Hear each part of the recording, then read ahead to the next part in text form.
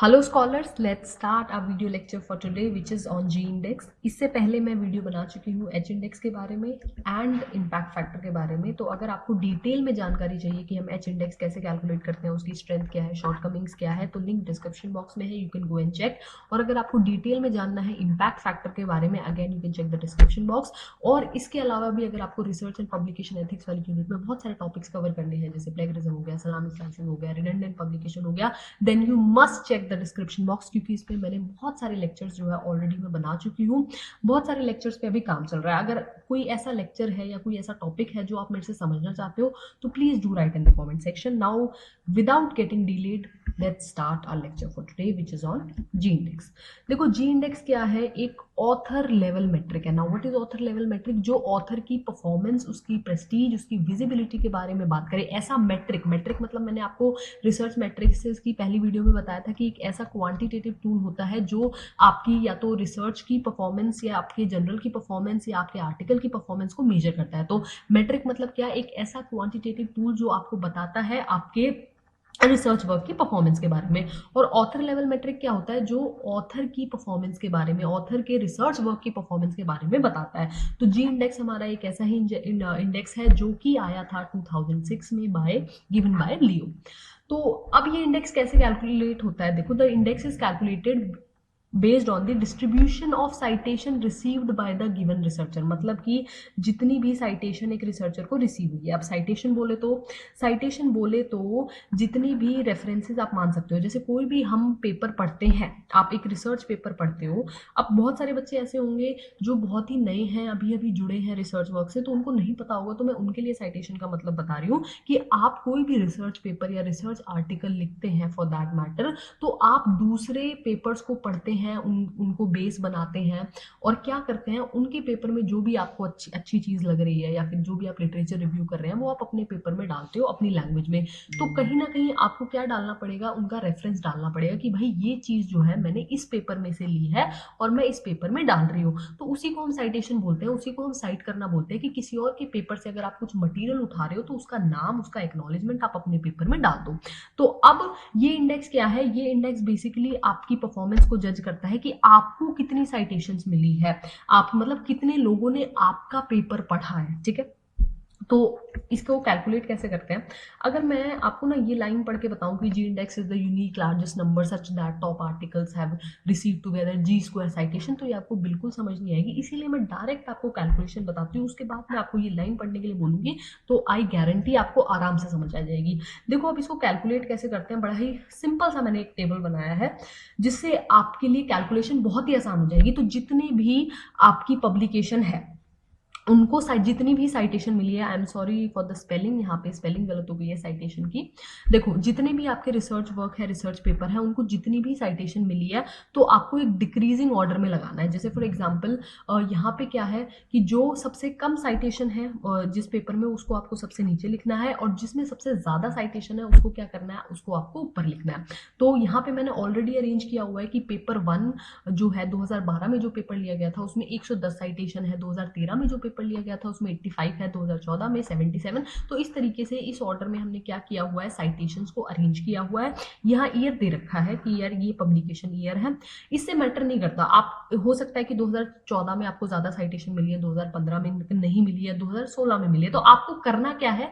आपको सिर्फ decreasing order में क्या लगाना है? साइटेशन को लगा देना है। जिसकी साइटेशन सबसे ज्यादा है पेपर की, उसको सबसे ऊपर लिखो, जिसकी साइटेशन सबसे कम है उसको सबसे नीचे रखो। Step 1 complete. और फिर उसके हिसाब से रैंक दे दो। जैसे 110 है, सबसे ज्यादा साइटेशन है, तो रैंक 1, 85 उससे कम तो रैंक 2। तो ऐसे ही आपको क्या देना है? रैंक देना है। तो साइटेशन को आपने अरेंज कर दिया, उनकी रैंक को आपको अरेंज कर दिया।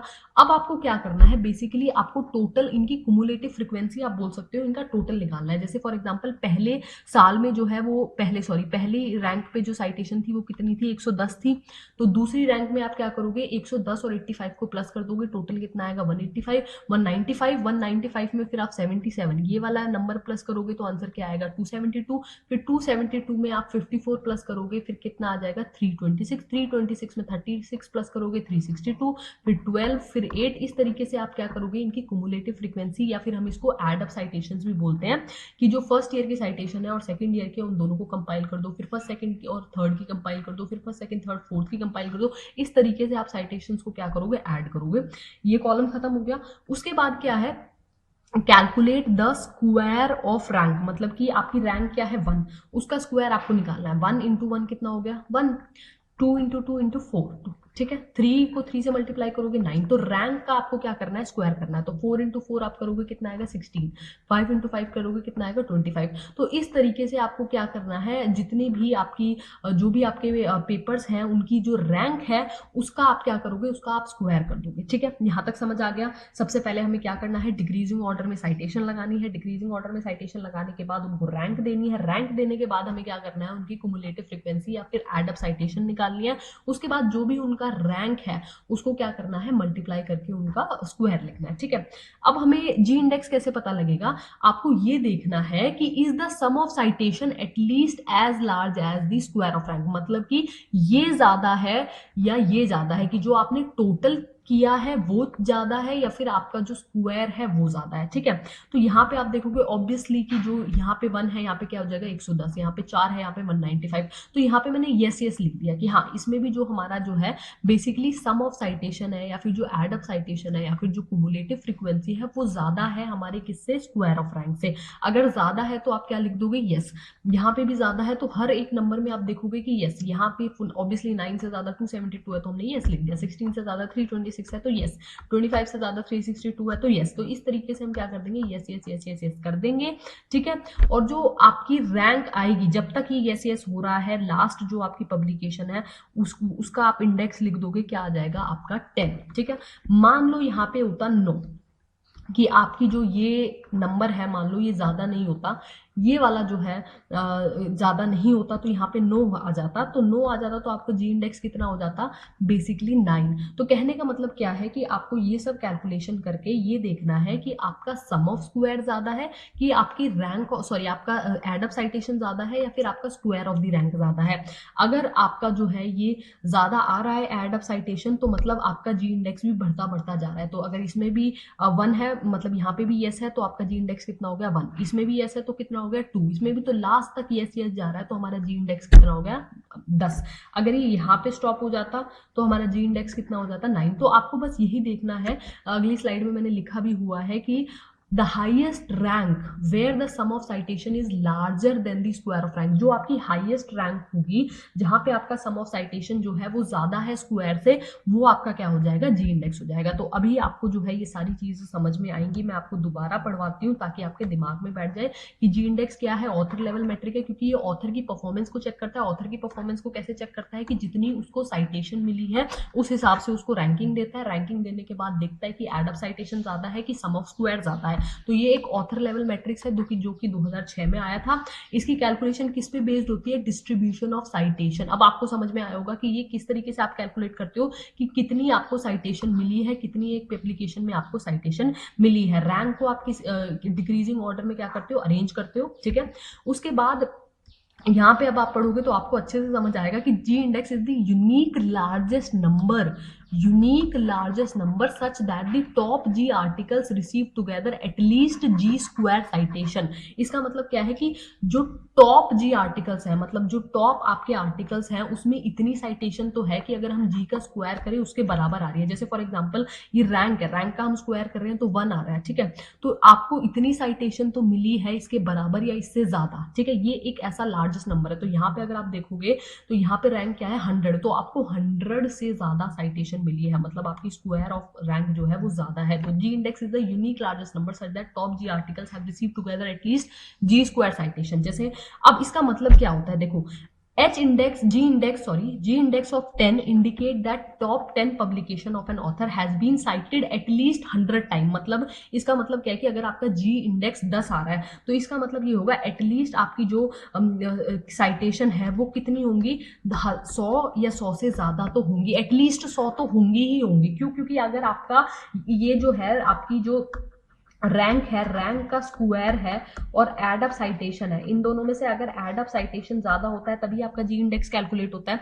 तो एटलीस्ट आपका क्या है, अगर मैं आपको ये बोल के चल रही हूँ कि भाई आपका जी इंडेक्स 10 है, तो 10 का मतलब क्या है कि एटलीस्ट आपकी जो साइटेशंस हैं वो 100 तो है। अगर मैं बोल रही हूँ आपका जी इंडेक्स 20 है, तो इसका मतलब क्या है, 20 इंटू 20, एटलीस्ट आपका जो है, एटलीस्ट आपकी इतनी साइटेशन है जो 400 तो है कम से कम। ठीक है, तो g index of 7 indicate that top 10 publication of an author have been cited at least 100 times, and G index of 20 indicate that top 20 publications of an author have been cited at least 400 times। तो अगर आप देखो यहाँ पे, तो इसका मतलब यही है कि एटलीस्ट जो है, अगर मान लो आपका जी इंडेक्स कितना होता है, 7, ठीक है, तो जी इंडेक्स अगर आपका 7 है, तो ये कहने की कोशिश कर रहा है कि आपकी जो साइटेशन है एटलीस्ट 49 तो होंगी होंगी। उससे ज्यादा है वो तो अलग बात है, उससे ज्यादा है तभी आपका ये रैंक आया है, बट लेकिन एटलीस्ट 49 तो होंगी। अगर आपका जी इंडेक्स 8 आता है, तो इसका मतलब क्या है, एटलीस्ट आपकी साइटेशन कितनी है, 64 है कम से कम। तो इस तरीके से जो है जी इंडेक्स कैलकुलेट होता है। अब देखो इसके एडवांटेजेस क्या है। सबसे पहला कि आप इसमें परफॉर्मेंस चेक करते हो आपके टॉप 10 ऑथर के, टॉप 10 आर्टिकल्स की, क्योंकि देखो सबसे पहला जो आर्टिकल था उसमें हमारी 110 साइटेशन थी, तो आपने परफॉर्मेंस ही तो चेक करी। तो जो भी टॉप आर्टिकल्स है आप उनकी क्या कर रहे हो, यू टॉप आर्टिकल्स मान लो या फिर कोई बात नहीं जिसमें कम साइटेशन मान लो, आप परफॉर्मेंस ही तो चेक कर रहे हो ना। तो accounts for the performance of author top article. दूसरा क्या है, help to make more apparent the difference between author respective impacts. ठीक है, तो इसमें जो है हमें कहीं ना कहीं जो हमारी inflated values of g index help to give credit to the lowly cited और नॉन साइटेड पेपर। मतलब कि कहीं ना कहीं देखो आपकी इस वाले पेपर की साइटेशन कम थी, इस वाले पेपर की साइटेशन कितनी थी आपकी, कम थी, 1 थी साइटेशन, बट फिर भी इसका भी जो है कहीं ना कहीं कुछ ना कुछ काउंट हो ही गया। यहाँ पे 388 से एड अप साइटेशन करके 389 हो गया। तो कहीं ना कहीं ये आपके लो लेवल वाले जो पेपर है जिसमें लो साइटेशंस हैं उनको भी तवज्जो देता है। ये पॉइंट हमें ये कहने की कोशिश कर रहा है। बल्कि एच इंडेक्स में ऐसा नहीं होता है। एच इंडेक्स की कैलकुलेशन बिल्कुल ही अलग है, जो मैंने अपनी प्रीवियस वीडियो में बताई है, वो भी आप देख सकते हो। उसके बाद जो है एडवांटेजेस आपने देख लिए, टॉप 10 आर्टिकल, टॉप आर्टिकल्स की परफॉर्मेंस को चेक करता है। एटलीस्ट ये लो साइटेड आर्टिकल्स को भी तवज्जो देता है कंसिडरेबल, मतलब, और जो हाई आर्टिकल को तो करता ही करता है। तो डिसएडवांटेजेस का क्या है कि बेसिकली ये 2007 में इंट्रोड्यूस हुआ था, और अब सॉरी ये 2006 में इंट्रोड्यूस हुआ था, और अभी भी डिबेट चल रही है कि जी इंडेक्स बेटर है कि एच इंडेक्स बेटर है। कुछ लोग कहते हैं कि हाँ भाई जी इंडेक्स बेटर है क्योंकि ये आपका डिस्ट्रीब्यूशन ऑफ साइटेशन के ऊपर बेस्ड है, ये जो नंबर ऑफ साइटेशन के ऊपर बेस्ड है। कुछ लोग कहते हैं कि एच इंडेक्स बेटर है क्योंकि वो क्वालिटी के ऊपर ध्यान देता है। तो अभी भी जो है ये इतना वाइडली एक्सेप्ट नहीं हुआ है जितना एच इंडेक्स हुआ है। ज्यादातर एच इंडेक्स ही कैलकुलेट किया जाता है। So this is the disadvantage. और कुछ पॉइंट्स हैं इसके कि जी इंडेक्स जो है वो ज़्यादा वेट देता है हाईली साइटेड आर्टिकल्स को, बट लेकिन ये जो है ये क्या कहते हैं, ये जो एच इंडेक्स है वो ऐसा नहीं करता। वो जो है आपका इस तरीके से उसकी कैलकुलेशन बिल्कुल भी नहीं होती है। उसमें तो आपका number of citations is equal to number of paper, कुछ ऐसा सिस्टम होता है, तब जाके आपका एच इंडेक्स कैलकुलेट होता है।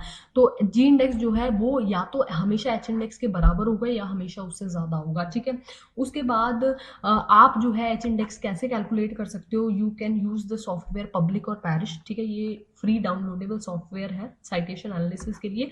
इसके थ्रू आप क्या कर सकते हो, you can go and these are the references which I used for my PPT. So thank you so much for watching. इसके बाद अगर आप मुझे चाहते हो कौन से वाले रिसर्च मैट्रिक्स पे मैं वीडियो बनाऊँ, please right in the comment section, and please like share and subscribe, क्योंकि इसके बाद मैं बहुत सारी वीडियोज लाने वाली हूँ, जैसे साइटेशन डाटाबेसेस, स्कूपर्स और वेब ऑफ साइंस के बारे में बताने वाली हूँ, ओपन एसेस पब्लिकेशन के बारे में बताने वाली हूँ। तो आपको कोई और टॉपिक भी समझना है तो please right in the comment section. Thank you so much. जो भी आपको फीडबैक लगे वो भी प्लीज आप कमेंट सेक्शन में लिखिए ताकि मैं और बेटर और इम्प्रूव कर सकूँ। Please subscribe.